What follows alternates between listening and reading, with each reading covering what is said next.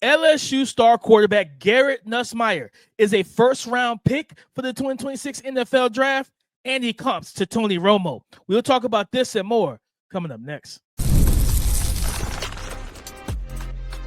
You are Locked On NFL Draft, your daily podcast covering the NFL Draft. Part of the Locked On Podcast Network, your team every day. Welcome back to the Locked On NFL Draft Podcast, your daily podcast covering your favorite draft prospects, part of the Locked On Podcast Network, your team every day. I'm your boy, Damian Parson. I'm an offensive NFL draft analyst with Bleacher Report. That's my guy, Keith Sanchez. He is the director of scouting with the Draft Network and 2019 national champion with the LSU Tigers. And as always, thank you for making Locked On NFL Draft your first listen today and every day.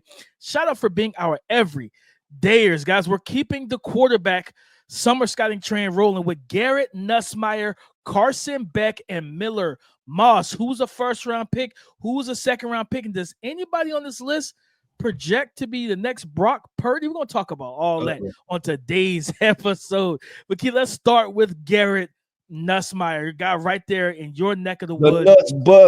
The Nuss Bus, 6'2", 200 pounds. Keith, he's coming off of a year where he threw for over 4,000 yards. He can complete 64% of his passes, roughly close to 8 yards per attempt, about 7.7, 29 passing touchdowns, 12 interceptions on the year.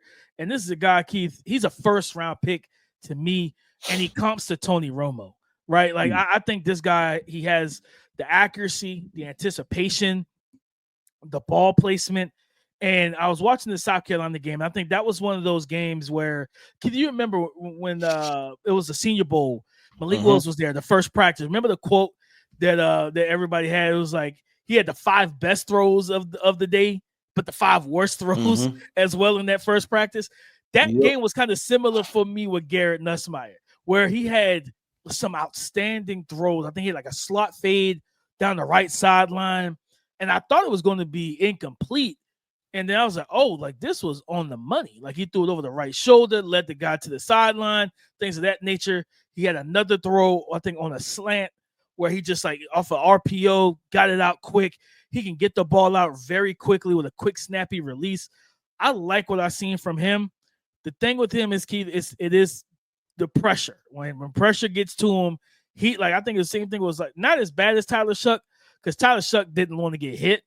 Garrett Nussmeier at times when the pressure gets to him, if he identifies the pressure, like if you're running a simulated look and he sees that safety or that linebacker walking down and he identifies, okay, if they're about to heat me up, he'll beat you if you try to blitz him and he sees it. He can beat the blitz with the ball. But if he doesn't sense it or see it first, the pressure gets to him, then you start seeing some of the bad decision making, like in that game. I believe he threw, I don't know if they called that one back. I think Nicky Manwari had a pick 6 on him in that game. Yeah, they did. They called it back. Yep, they called it back. Okay, I thought they called it back. So, like, he dropped off. They showed the simulated pressure, dropped off in kind of that curl of flats type of situation or curl situation, and he just jumped it, picked it, and then took it the distance, but they called it back. He had another interception.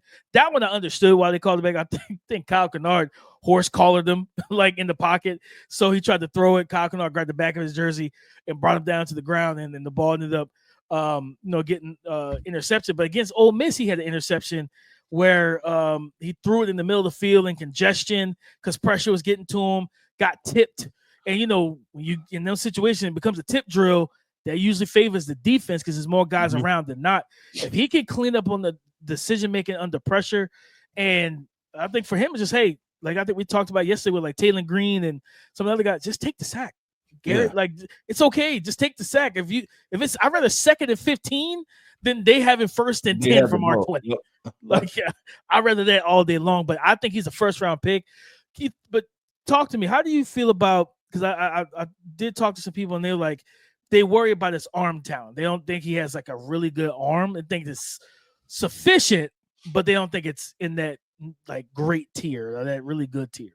Yeah, well, DP, you know me, right? That I love the physical tools, but tell me who you are from the neck up, right? Like, and we've seen plenty of strong arm quarterbacks that people fall in love with that can't process, right? It's like having a bazooka and you don't have no radar on it, right? Where is it going to go at the end of the day? I look at it like this. I look at Garrett Nussmeier, and there's almost a tale of two halves, right? There's the first half where he was lighting everything up, and then there was a transition point, DP, with the A&M game, I think was huge, right? With them losing 30-3, him throwing 3 interceptions, and then he followed that up with a loss to Bama. He threw another 2 interceptions. And then from there, they lost to Florida. So they went on a 3-game skid. And what you started to see was a more conservative Garrett Nussmeier. Now, the problem is this: eliminating the interceptions while still staying aggressive. Mm-hmm. How do you do that, right? And I'm looking at this, DP, and this might be a Keith Sanchez stat, right? I don't think anybody put this out here. But at the time that they played these teams, I think every ranked opponent on their schedule, he has an interception against. At least one, some multiple. Yes, Keith Sanchez analytic right there. You know what I'm saying? I'm getting my own analytics started, DP. And so it's the high level opponents, right? What do you do in the big time games? Not making mistakes. And I think that's where I'm going to land with Garrett Nussmeier, is that the talent is there. He's comfortable. I like him. I think he can make all the throws. It's just finding that balance. I'm going to be extremely excited to see what does he do from a perspective of staying aggressive but not making interceptions, because I don't want him to dial it all the way back neither. No, you don't want to make him a timid, passive passer, passive thrower of the football. Like, no, you want him to go out there and get a gunslinger. Don't become gunshot. Yeah, he's definitely got that gunslinger. I mean, you see it. Like he will let it go. He let it rip. I think to me the arm is good. It's good. I think his arm is good. I think that there's certain instances where you want to see him generate a little bit more velocity. I think South Carolina was a couple, and this is where like just nuance with him to mitigate some of that is like eye manipulation, using your eyes to hold defenders. Like he'll stare at reads, and like I think he tried to throw like a quick hitch, and it was like ball was snapped. He immediately looked directly at the hitch. DB broke on it immediately because he was like, okay, you're throwing directly at me. Cool. And he broke downhill, got the pass deflection, things like that. And there was like some tighter window throws in that game. Like I think especially against South Carolina and their DBs that they have, they're athletic, they're long, taller guys. So they were able to make plays on the ball. But then again, you see some of the high value, high level anticipatory throws. It might have been Ole Miss, where they had like a skinny post or a deep slant, and he threw the ball well before the receiver broke. The receiver is like selling the head fake, like he's going outside, jab step outside, and while he's jab stepping, the ball is about to be released from Garrett. And I was like, that is high level anticipation, because like you threw this ball before he even like got midway through the break. And then when the receiver broke and got to the spot, the ball was there. And I was like, yeah, that's the type of stuff that translates to the league. When you're facing a zone defense and you can, move a defender, that linebacker, that safety, because especially we see so much cover 3 and teams are starting out in 2 and rotating down. And now you got the sinker, the lurker, the robber. They're doing different things to try and get to the middle of the field and take away those type of throws.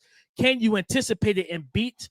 Like, yeah, and to your point, you have to be able to win. I think Cam Newton said this on his podcast. He's like, you talking about like Peyton and Drew and Tom, those guys beat you with their minds. Like, that's why you hear all of them talk about the fact that defenders, Ray Lewis, talk about those guys like, man, if they know what you're in, you're cooked. Like, that's just what it is. If they know what defense you're running, you are cooked. And to me, we've gotten away from putting in against the practice time, all that type of stuff.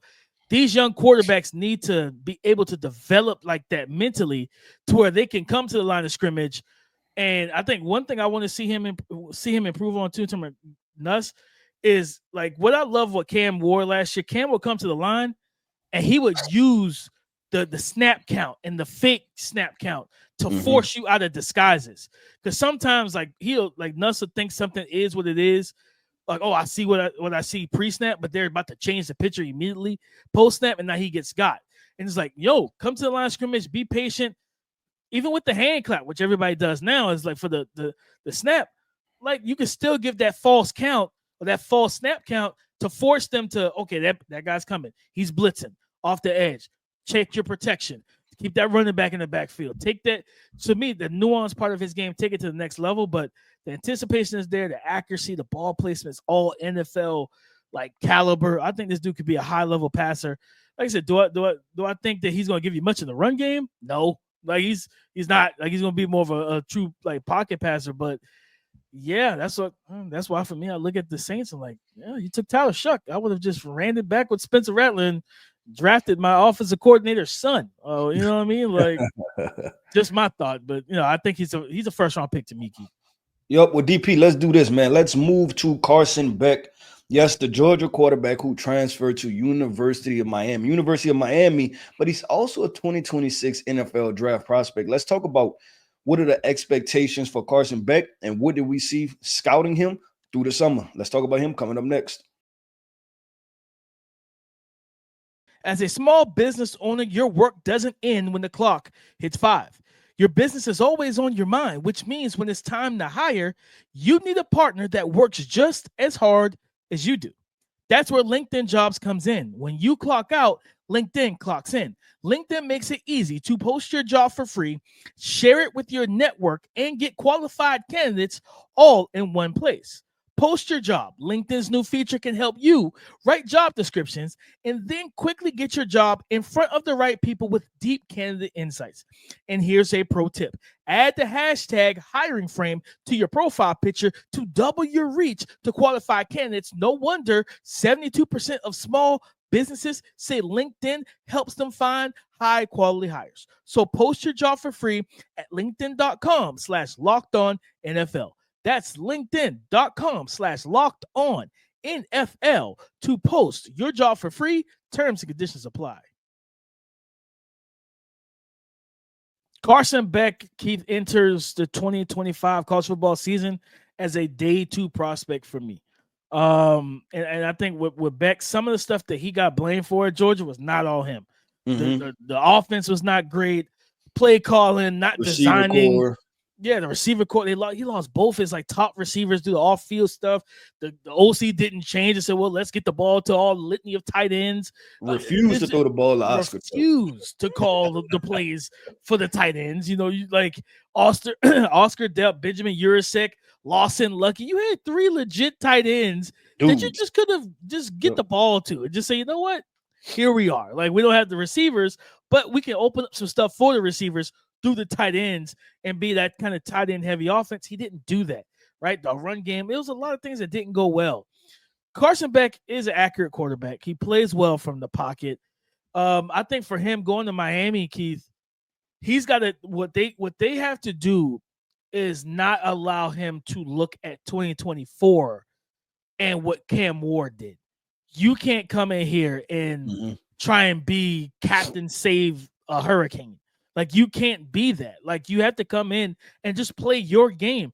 Cam Ward's a different skill set, a different animal than you.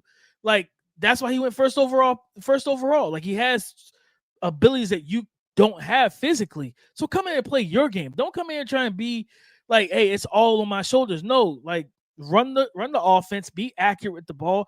When he's on, Keith, he's accurate, he's decisive, he can get through his reads, he can bang that end cut, that deep dig in the middle of the field. He can throw the ball down the field with anticipation.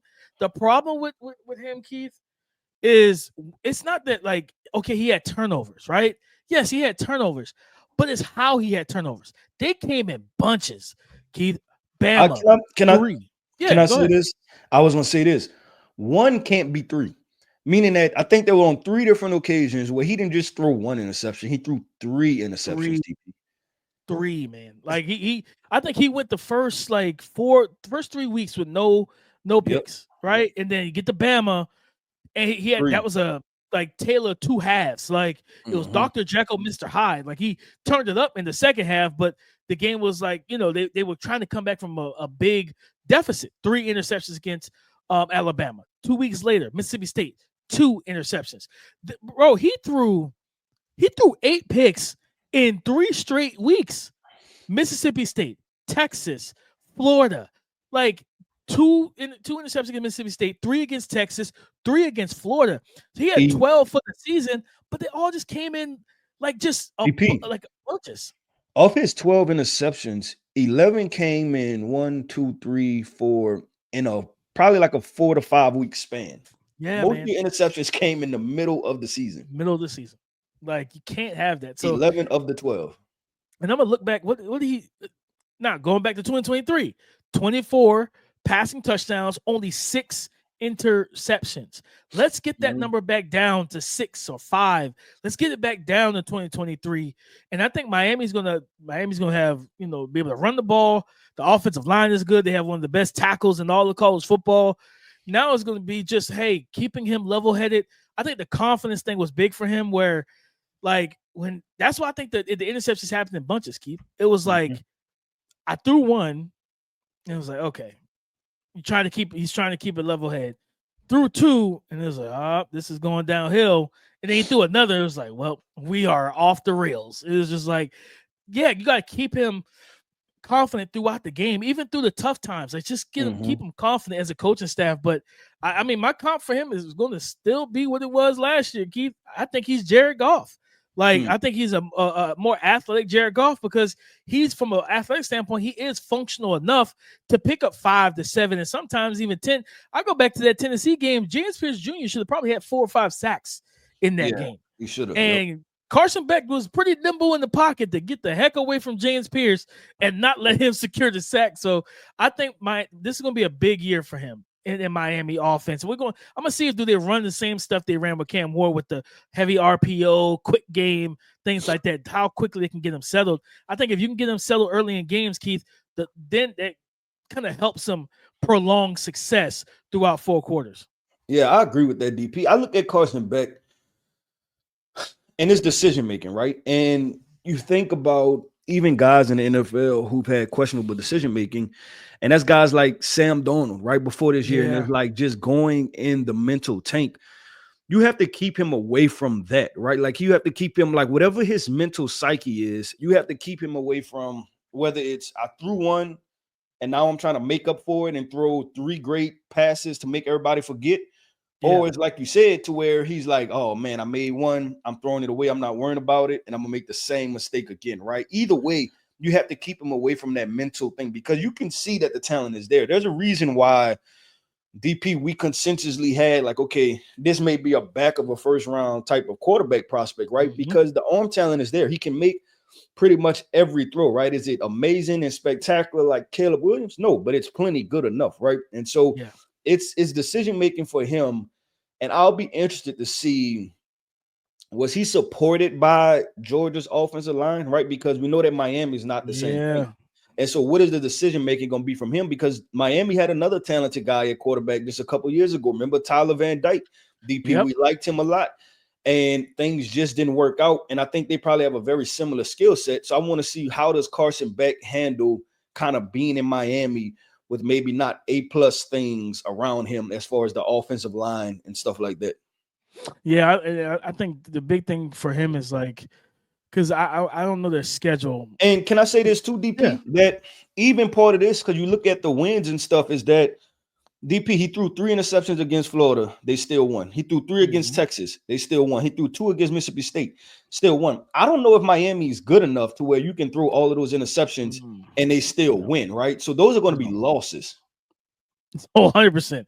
You're gonna definitely lose those games. And you think about some of the like the SMU offense and Clemson's offense and things like that. Like, yeah, you're gonna have to, like, Duke having I think Mensa coming in as their transfer quarterback from Tulane. Like, yeah, you can't go. Yeah, it's the ACC and it's technically a downstep competition from the SEC, but you can't walk in there and think, well, if I turn the ball over, we're still going to squeak out wins. Not necessarily. Especially, we just watched Cam Ward like put up 30 points, almost 30 points a game, and like there were games they still lost because the defense couldn't stop a nosebleed. Carson, you can't, like, that's the one thing you can't do is put the ball in harm's way. And I think for him, Keith, I think he, talking about how we was talking about trucks, trailers, hitches. I think he could be a really good hitch for a team. 100%. As an NFL quarterback. And I think, like I said, he's 6'4", so he can see over the line. The arm talent is solid, good arm talent. He can make the requisite NFL throws and reads and everything else.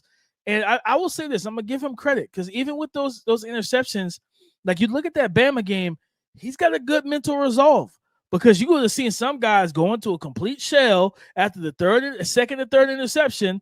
You're down multiple scores, and it would just been like Bama runs away with a 50-point win. And it was like, how in the world did Georgia lose by that many points? But no, Carson Beck got out there. He just kept slinging. He kept punching. He kept fighting. And I think teams are going to, even when they look back at this past year, the 2024 year, when he gets into those combine interviews, things like that, I think he's going to get praised for the mental resolve to still be able to keep punching, even though you're down on the points in the card. You know that the fight's not over and it's still a 12-round battle. Yep. Well, DP, let's do this, man. Let's talk about Miller Moss. Yes, the name sounds familiar. This is USC transfer. He's now at Louisville. Can he pull a Tyler Shuck and become maybe potentially a late first round, early second round pick transferring to Louisville? Let's talk about Miller Moss coming up next.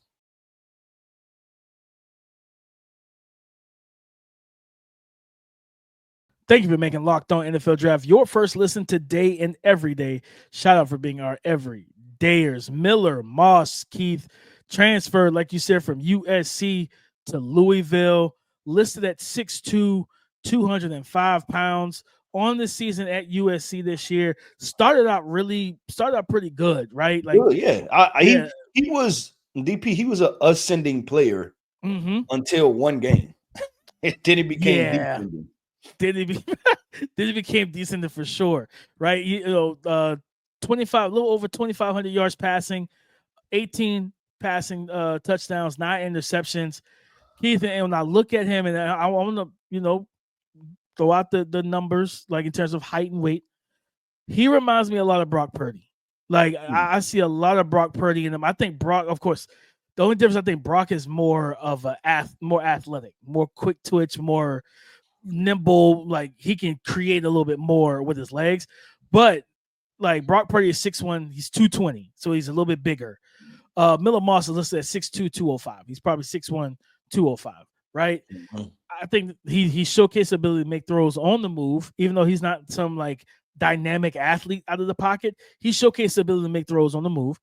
He is an accurate pocket quarterback from the pocket, and when he's protected, right? But like you said, like it went off the rails after a certain point in the USC season. Team, right? Like the team, yeah, everything went downhill. And you're just like, what happened? You know what I mean? It's just like, what happened last year? And I think this is a guy that he can live in the short to intermediate. That's what he's going to really butter his bread in a sense.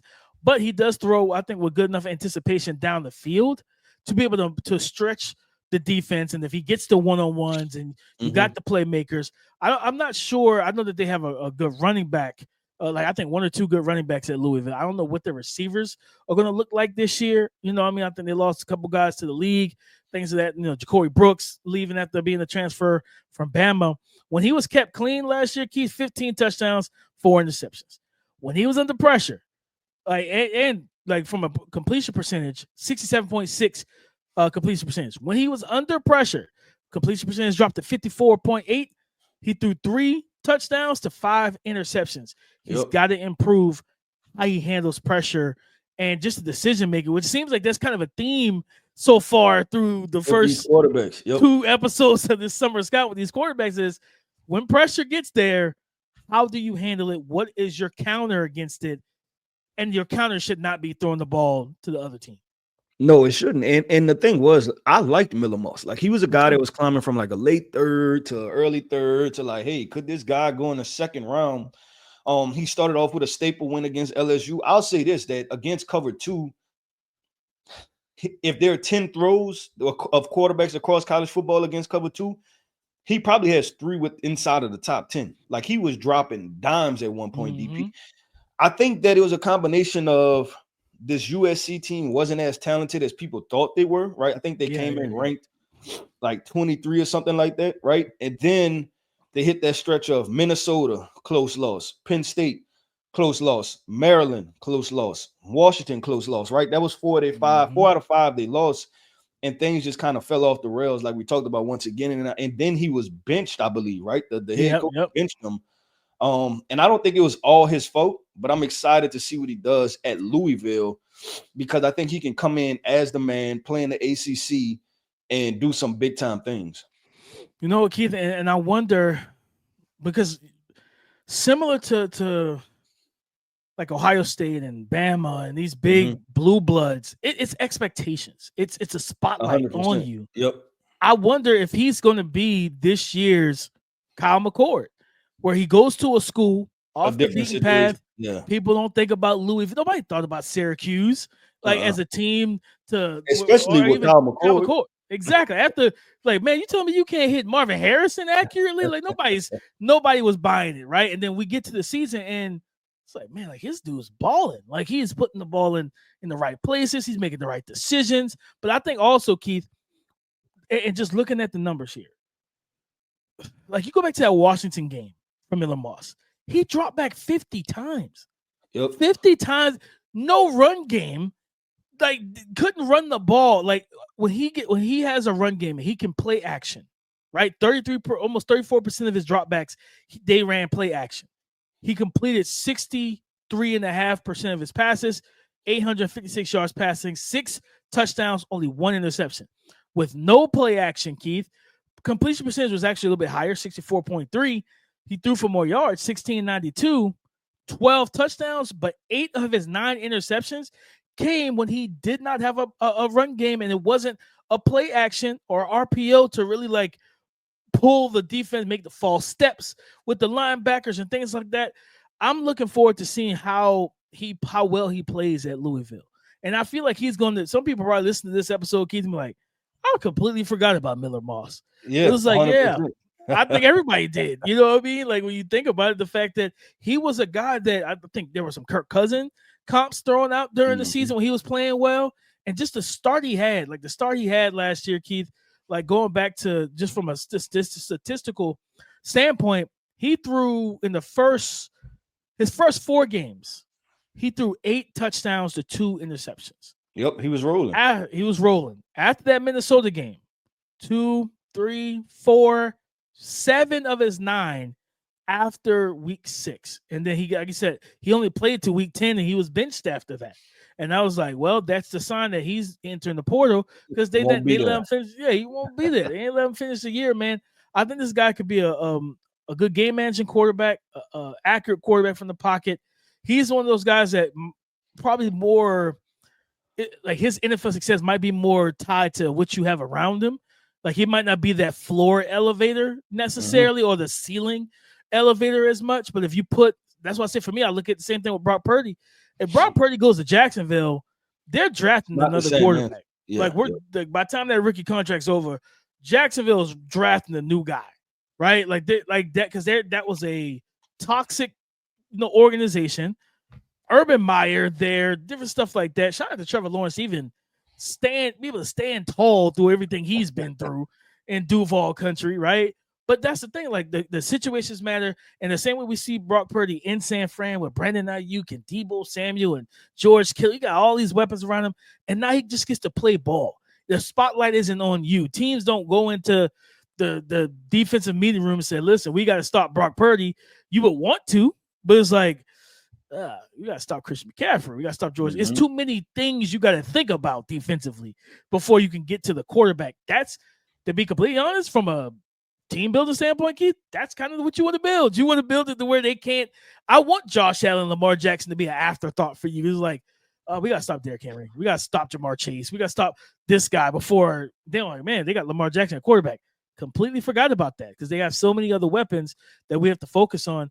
I think Miller Moss could be a good quarterback in the right situation. But, this is going to be a very interesting year. I don't think he's oh, no. Yep, this would be his 5th year. This is last year. Yeah, last year. Make it count. Same thing for Taylor Green, dog. You got to make it count.